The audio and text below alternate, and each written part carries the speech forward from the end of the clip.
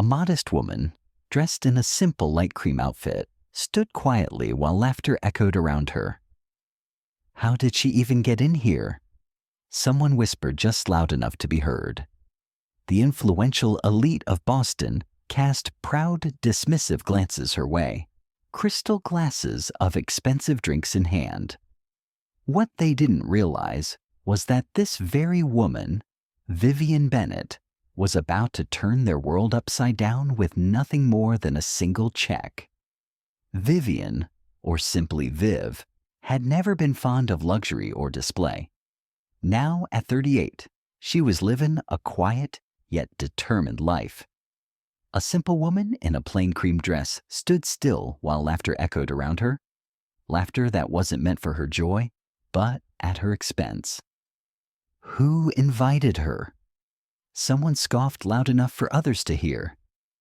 The elite of Boston, champagne glasses in hand, glanced at her with disdain, as if her very presence disturbed the perfection of their curated world.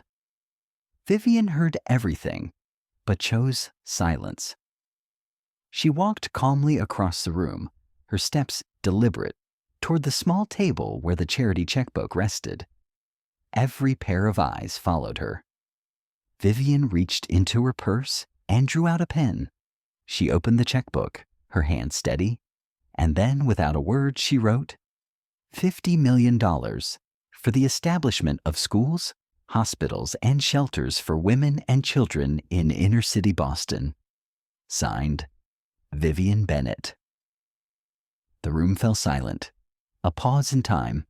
The same woman they dismissed had just shaken their world. The wounds of the past, the resolve of the present. Vivian came from humble beginnings. She had known hunger, loneliness, and the sting of indifference. Her mother, a school teacher, had struggled with illness for most of her life, and her father, a factory worker, passed away when Vivian was just 13. She worked night shifts through college, skipping meals to save money, and eventually built a simple tech startup that skyrocketed. When her company was acquired, she walked away not just with millions, but with a vision. She could have bought a mansion, vacationed on private islands, or graced the covers of luxury magazines. But she didn't. She remembered every night spent without heat, every time her mother cried in silence, and every teacher who told her, "You'll never be more than this." That night ended quietly, but the next morning's headlines across Boston screamed, "Vivian Bennett, the woman who changed the game with one check." News anchors debated. Some praised her, some ridiculed her, claiming it was a publicity stunt. But Vivian made no comments.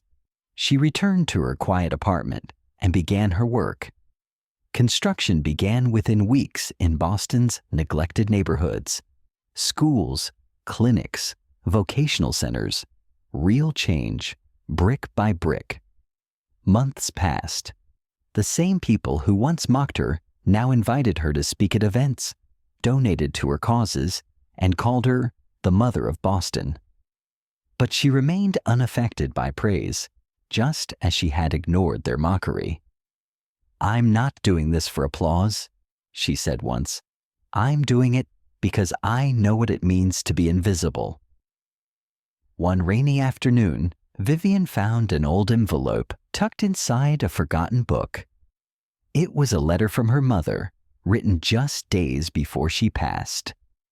"Vivian, if you ever become something in this world, promise me you'll be the light for those who never see dawn. We live not for ourselves, but for those who've already lost their way." Tears fell silently from Vivian's eyes. That very night, she founded a global branch of her foundation. Not just Boston anymore. Now New York, Chicago, Detroit, even parts of Africa and South Asia. She became a silent force of change. Vivian never married. Not because she couldn't, but because she never felt the need. Her love was poured into every school she opened, every child she saved, every mother she empowered. On her 60th birthday, a young journalist asked her, "Don't you regret not doing anything for yourself?" Vivian smiled softly and replied, "When you teach someone how to dream, their dream becomes yours. I live mine every single day." Vivian Bennett, the woman in the cream dress, once ridiculed, now revered. Not because she demanded power, but because she redefined it. She didn't scream. She didn't beg.